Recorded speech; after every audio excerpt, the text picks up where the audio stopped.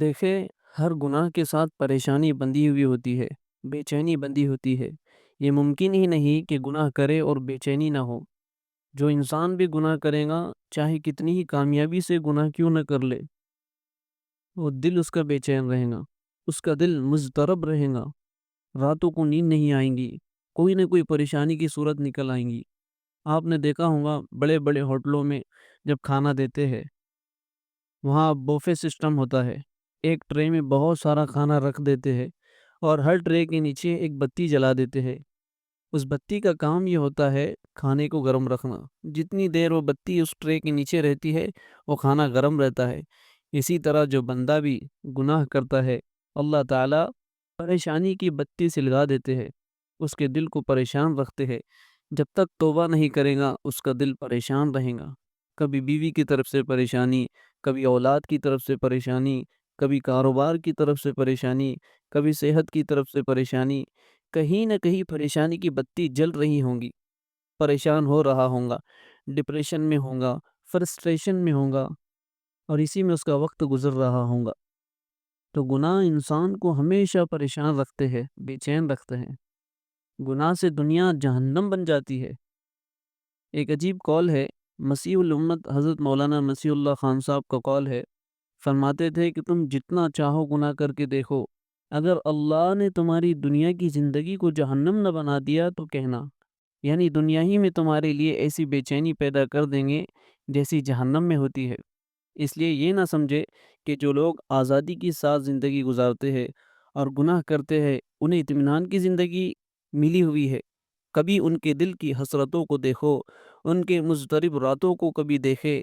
انسان اسی وقت توبہ کر لے، وہ اپنے پریشان ہوتے ہیں کہ موت مانگتے ہیں۔ عدل و انصاف فقط حشر پر موقوف نہیں دوستو، زندگی خود بھی گناہوں کی سزا دیتی ہے۔ دنیا میں بھی گناہوں کی سزا ملتی ہے، آخرت میں بھی سزا ملتی ہے۔ كذلك العذاب ولعذاب الآخرة أكبر، یہ تو دنیا کا عذاب ہے، اور آخرت کا عذاب تو بہت بڑا ہے۔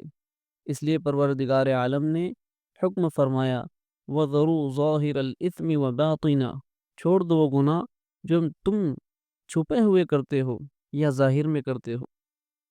وبال گناہ، اور یہ بھی پکی بات ہے، اللہ تعالیٰ قرآن پاک میں فرماتے ہیں، انما بغیکم علی انفسکم، تمہاری بغاوت تمہاری اپنی جانوں پر۔ گناہوں کا وبال ضرور آتا ہے۔ اس لیے ایک تابعی فرمایا کرتے تھے کہ جب بھی اللہ تعالیٰ کے کسی حکم کے ماننے میں مجھ سے سستی ہوئی، میں نے اس کا اثر اپنی بیوی میں، اپنی سواری میں، اپنی اولاد میں کہیں نہ کہیں دیکھ لیا۔ انہوں نے فرمایا، نافرمانی کی جب بھی میں نے اللہ کی، فرمایا وَلَا يَحِيقُ الْمَكْرُ السَّيِّئِ إِلَّا بِأَهْلِهِ، جب انسان گناہوں کی تدبیر دل میں رکھتا ہے، اس کی سوچ رکھتا ہے، تو یہ چیز اس کے اہل پر لوٹتی ہے۔ کوئی نوجوان یہ نہ سمجھے کہ ہم ہی غیر محرم کو میلی نظر سے دیکھتے ہیں، جی یہ نظریں ہمارے اہل کی طرف بھی لوٹ سکتی ہے۔ اس لیے انگلش کا ایک محاورہ ہے، as you sow so will you reap, جیسا تم بوؤ گے ویسا تم پاؤ گے۔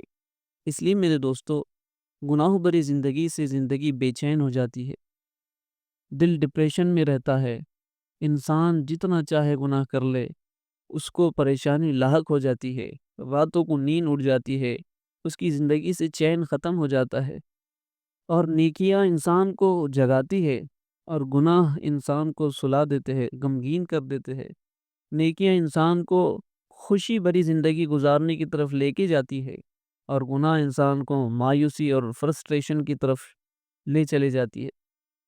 ہمیں یہ چاہیے کہ ہم نیکوکاری والی زندگی گزارے، اللہ کی یاد والی زندگی گزارے، اللہ کی محبت میں جینا سیکھے، اللہ کے لیے مرنا سیکھے، اپنے دل کو گناہوں سے پاک صاف رکھے، اپنے خیالات کو درست کر لے، اپنے راستے کو سدھار لے۔ جب ہم صحیح راستے پر چلنے لگیں گے تو یاد رکھنا دوستو، رکاوٹیں آتی ہے، لیکن ان رکاوٹوں کو عبور کر کے ہمیں آگے بڑھنا ہوتا ہے۔